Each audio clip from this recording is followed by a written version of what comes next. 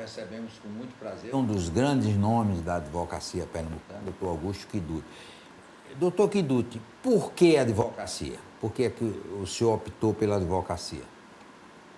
Meu pai era promotor de justiça, né? Ele participou, ele foi do Ministério Público durante 30 e poucos anos, até se aposentar.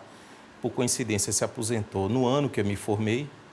E eu acompanhava o cotidiano dele e achava bonito, encantador, muito encantadora a profissão. E foi inspirado nele que eu fui fazer Direito, me formei na Universidade Católica e decidi seguir a profissão de advogado, porque no curso da faculdade, durante ela, eu comecei a estagiar no escritório de advocacia de Dr. José Davi Gil Rodrigues, e era, na época, um escritório muito grande, muito pujante, com muita representatividade, com clientela muito grande. Dr. Zé Davi foi um dos grandes advogados que esse estado teve. E lá eu tive contato com a advocacia efetiva, né? Aquela advocacia de batente, de ir para fórum, de participar de julgamentos, de ir para tribunal, etc. Tal. E, obviamente, me encantei com aquilo. E lá, realmente, foi quando eu me decidi a ser advogado e praticamente foi aonde eu forjei a minha profissão, né? A qualidade do advogado que eu me tornei. Doutor Zé Davi foi uma figura especial, não foi? Muito. Ele era brabo quando via, mas muito doce. Ele era ao mesmo tempo brabo e doce. Muito justo, e ele tinha uma sabedoria de vida que extravasava a própria advocacia. Então, ele, além de ser um grande advogado, ele era um conselheiro nato. Ele tinha uma habilidade especial de lidar com situações muito difíceis no trato da advocacia, principalmente a advocacia que ele praticava, que é a advocacia criminal, e sempre tinha, vamos dizer assim, ideias e soluções que eram muito eficientes. E ele era também muito brincalhão, né? Sim, para quem conhecia, ele tinha, vamos dizer assim, essa imagem de ser uma pessoa assim meia braba, etc. Mas quem conhecia ele sabia que ele tinha um coração gigante, era uma pessoa muito afável. Ele vivia gozando com Boris. Sim. Boris Trindade, né? E Boris com ele. Eles faziam esse. Na verdade, eram três, eu digo aqui na advocacia criminal, que não é a que eu faço, existiam 3 advogados que eram difíceis hoje em dia de você achar hoje em dia no mercado, que era Dr. Braulio Lacerda, Dr. Boris Trindade e Dr. Zé Davi Gil Rodrigues. Esse triunvirato, esses três advogados, até hoje, apesar de Recife tem grandes advogados, como, por exemplo, Dr. Ademar Rigueira, Carlos Gil Rodrigues, são grandes advogados, eles eram especiais. Eles eram pessoas assim diferentes. É grande não, é enorme. É enorme. Não é grande, é enorme advogado, né? Tem quase 2 metros. E por que a opção pela advocacia empresarial? Porque quando eu entrei no escritório de Dr. Zé Davi, eu fui para lá através de Mário Gil Rodrigues, e que foi meu mentor profissional.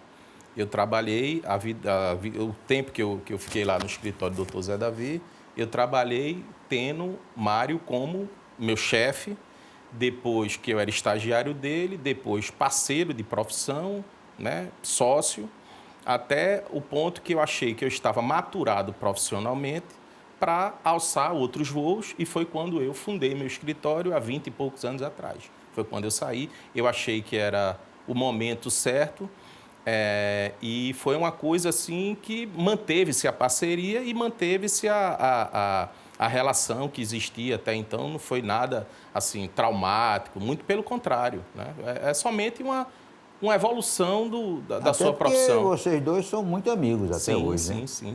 Quer dizer,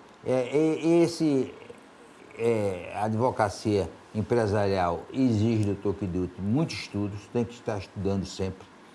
Veja, além de exigir muito estudo, é uma advocacia que exige um policiamento cotidiano do que do que existe de transformação na sociedade existe de transformação no mundo empresarial. O advogado que faz a advocacia, que é o estilo do meu escritório, que é uma advocacia que se chama, no Brasil, uma advocacia de boutique, que ela não é voltada à massa, ela é voltada a causas estratégicas. Advocacia de boutique? Boutique, Coisa chama. chique, né? É assim, mas é um termo Sou que... advogado de boutique. Porque hoje em dia os escritórios, eles se dividem em escritórios que são escritórios de massa, de grande volume. Por exemplo, você é advogado de uma seguradora, você é advogado de um plano de saúde, e você tem que ter um contingente muito grande de profissionais no seu escritório, e essas causas são de menor valor, mas são inúmeras. Tem escritório que tem pasta de 50 mil processos, 25 mil processos. Isso é uma característica de escritório. A característica do meu escritório é diferente. É o escritório menor, de causas estratégicas, com valor agregado dentro da causa maior, e a importância dela do ponto de vista empresarial, para o empresário, para a empresa, para a indústria que está envolvida dentro desse problema, é um problema maior e merece uma atenção maior, consequentemente um acompanhamento de perto pelo advogado. Tanto é que o advogado, com essa característica, ele lida diretamente com o dono da empresa, com o acionista, com os diretores, o que chamam hoje em dia de CEOs dessas empresas. Então, é uma coisa que demanda muita atenção. O seu escritório tem quantos funcionários hoje? Quantos advogados? Hoje, ao todo, são 15 colaboradores. Ou seja, é uma estrutura enxuta e não precisa mais do que isso. E como é que o senhor seleciona? Tem que ser cobra lá, porque senão não tem espaço. Você veja, por exemplo, meus 2 sócios, Carlos Andrade Lima e Augusto Carlos Souza Luz... Esse cara devia entrar na política, ele é muito bom. Muito bom, não é? Ele é meio chegado a uma política, né? Sim. Mas ele trabalha direitinho, não? Veja, é isso que eu ia dizer. Meus 2 sócios, eles foram meus estagiários. Então, foram profissionais que trabalharam comigo desde a época de estagiário. Hoje em dia se tornaram meus sócios. Então, a seleção, isso foi uma seleção natural, por assim dizer, né?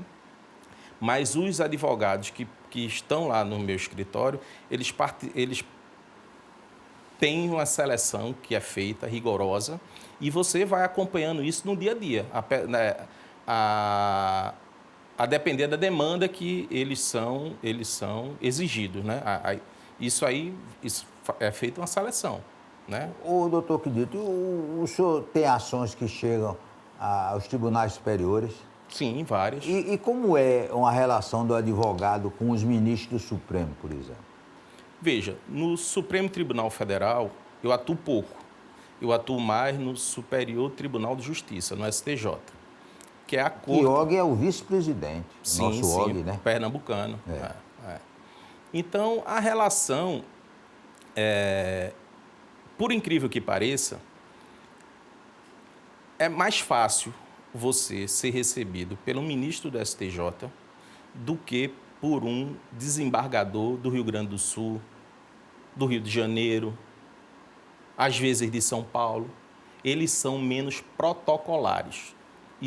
Eles têm muita atenção ao advogado que chega de qualquer estado para despachar qualquer tipo de processo, recebem memoriais, discutem em tese com o advogado. Agora, cada ministro tem a sua forma de receber.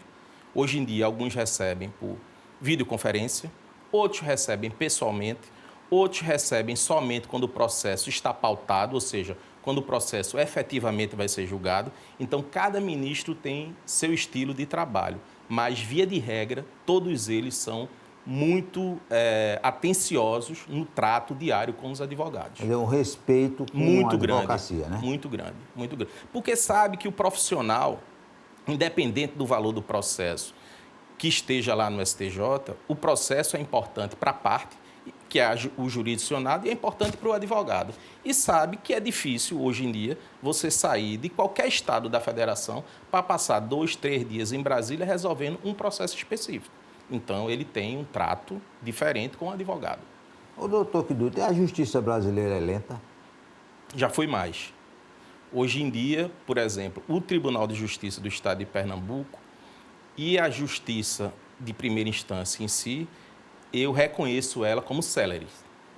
Aliás, a composição atual do Tribunal de Justiça do Estado de Pernambuco, ela é uma composição muito competente, de juízes muito bons que alçaram, né? Juízes que alçaram ao cargo de desembargador.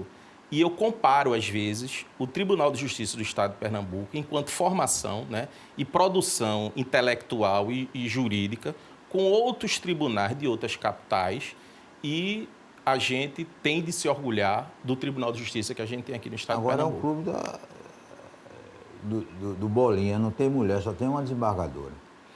Mas isso eu acho que isso é uma questão de tempo, né? tempo. A gente tem aí... Mas tem grandes juízas, né? Grandes juízas.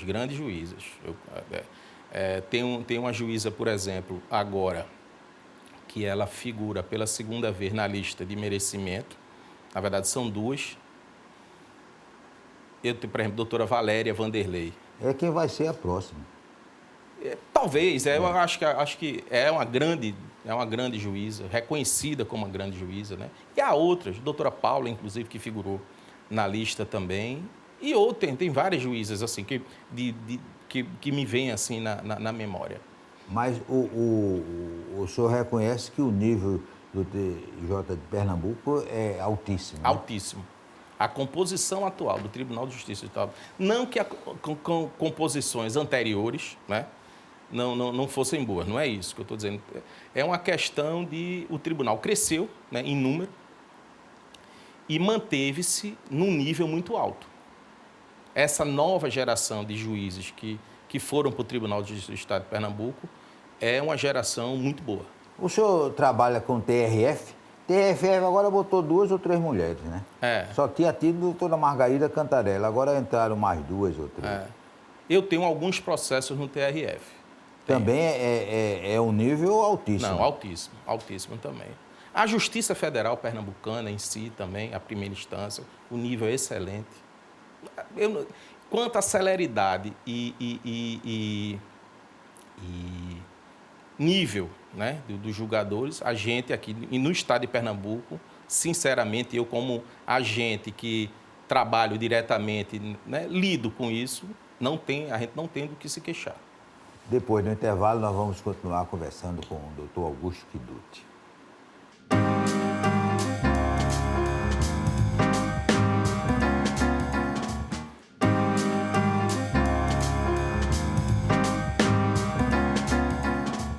Augusto Kiduti, Maria Clara, sua filha, também vai seguir o ramo da advocacia, mas vai estudar nos Estados Unidos, ela no presente momento, ela se encontra terminando o high school dela.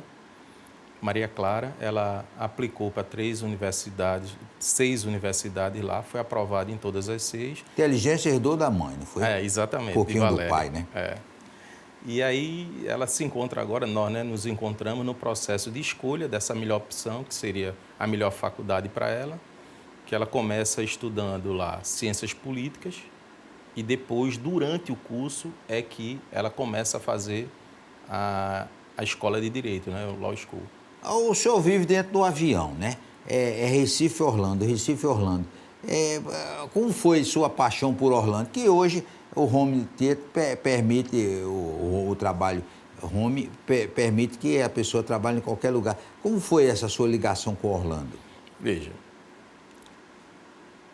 há muito tempo atrás, eu lendo a coluna Viver do Diário de Pernambuco, eu via os relatos que você fazia das suas inúmeras viagens para o exterior. E nós, a gente já conversou sobre isso, temos uma paixão em comum, que é os Estados Unidos, e você, Nova York, eu também. Lá pelos idos da década de 90, quando eu comecei a visitar, conhecer os Estados Unidos e tal, eu tinha essa ideia na cabeça de ter um porto seguro lá, ter uma residência lá, para tentar viver um pouco desse American Way of Life. E foi quando surgiu a oportunidade, em 2012, se eu não me engano, de eu adquirir um imóvel lá. Eu adquiri e faço essas temporadas. Eu passo, no que a lei americana me permite, eu passo essas temporadas lá. E no curso também dessas idas lá para Orlando, você começa a se desenvolver, conhecer pessoas, ter relações sociais, etc. E começa a você isso até lhe favorecer profissionalmente, né? Hoje em dia, eu consigo trabalhar lá, né? Porque essa questão, feito você disse, de home office, etc. Tal. A pandemia ajudou, né? Essa questão de você ter trabalho através de computador, de videoconferências e tal. Então, eu fico, quando posso, eu fico fazendo essas viagens, passo 15 dias, 20 dias, às vezes 5, às vezes 3, às vezes um mês, e fico alternando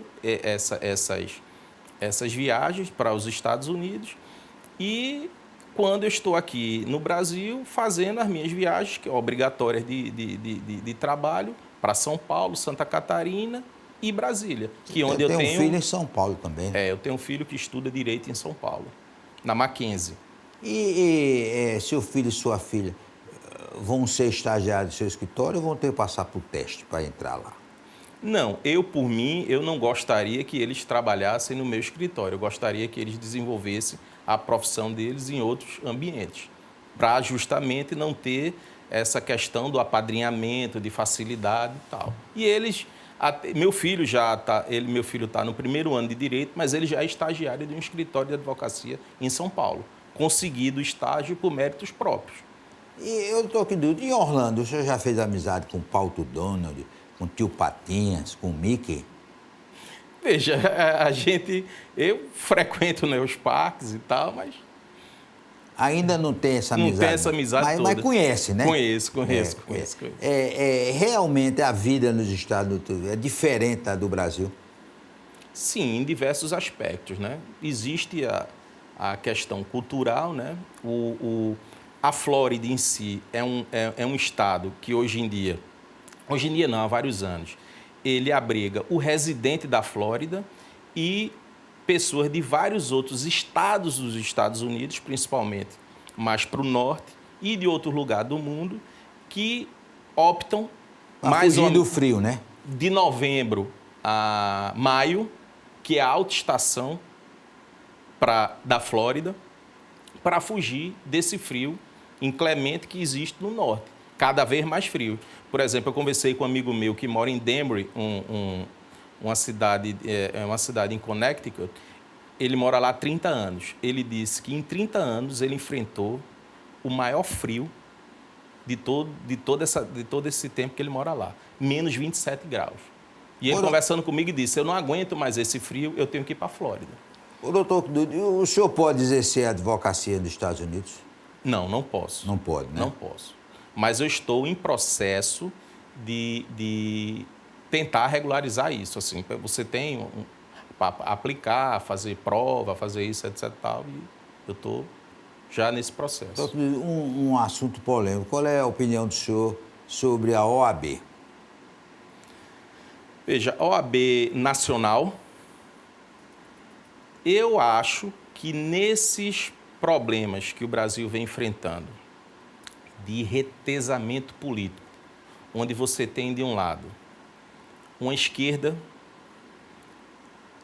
que voltou ao poder e uma esquerda que enfrentou problemas judiciais.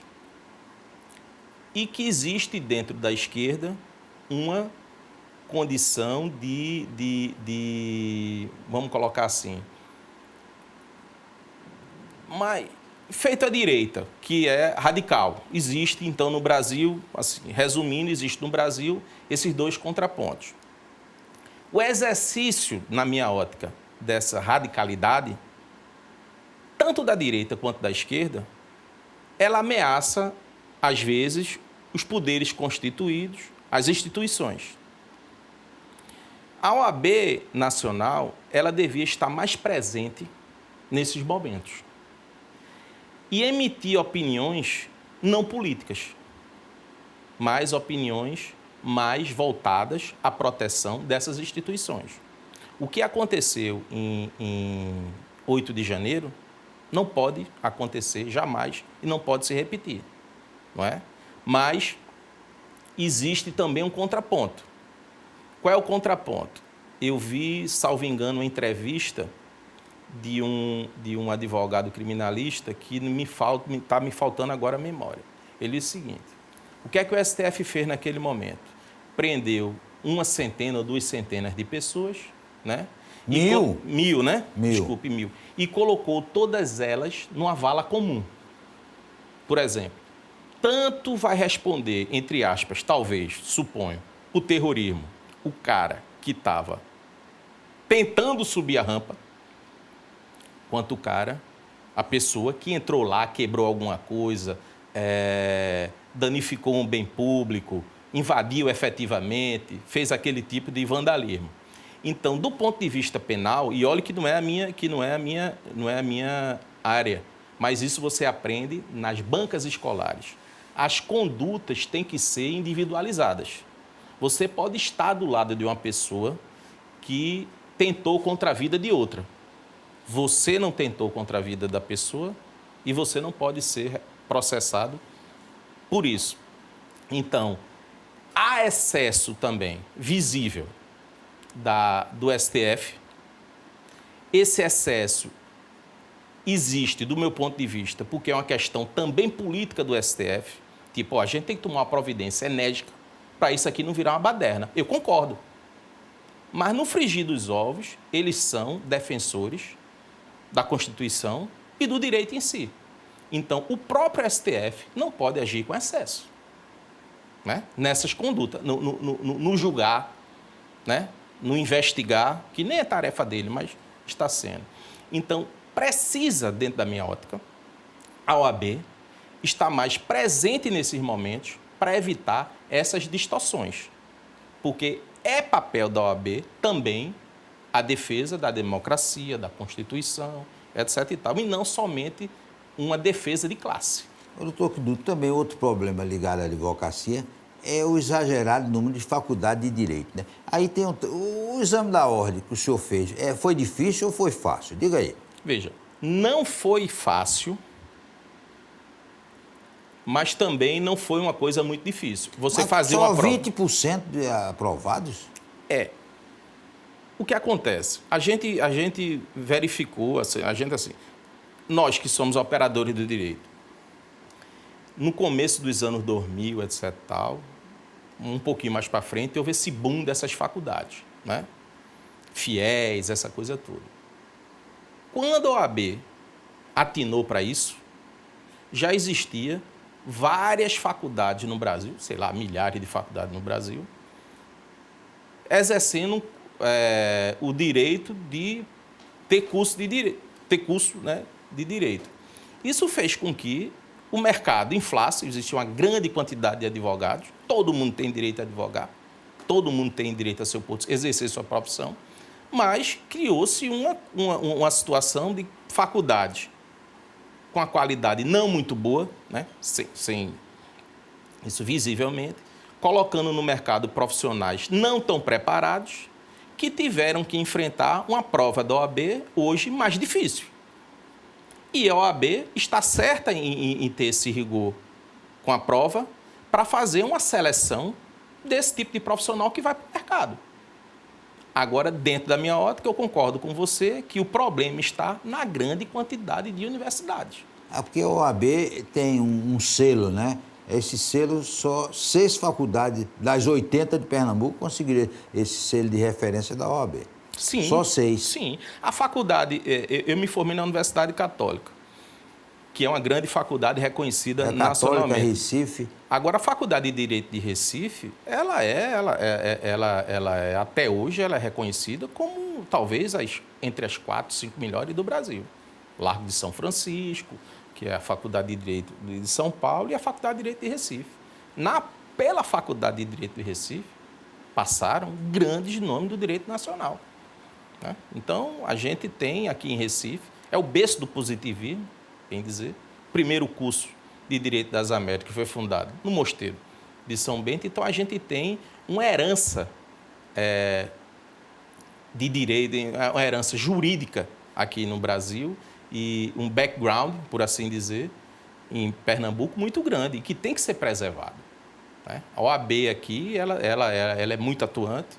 O presidente, inclusive eu fui oponente na eleição que me pediram para eu ser candidato a conselheiro federal, etc. Eu fui, eu não gosto de política de OAB, mas você tem que reconhecer que a gestão que o doutor Fernando Ribeiro faz é uma gestão maravilhosa. Doutor Kidude, e para terminar, uma outra saia justa. O senhor já falou aqui de Zé Davi, qual foi o melhor professor do senhor na Faculdade de Direito da Unicap? O melhor professor? O melhor professor Sim. foi meu professor, que até é desembargador, Frederico Ricardo de Almeida Neves, desembargador Fred Neves. E Fred Neves é um brilhante professor também? É.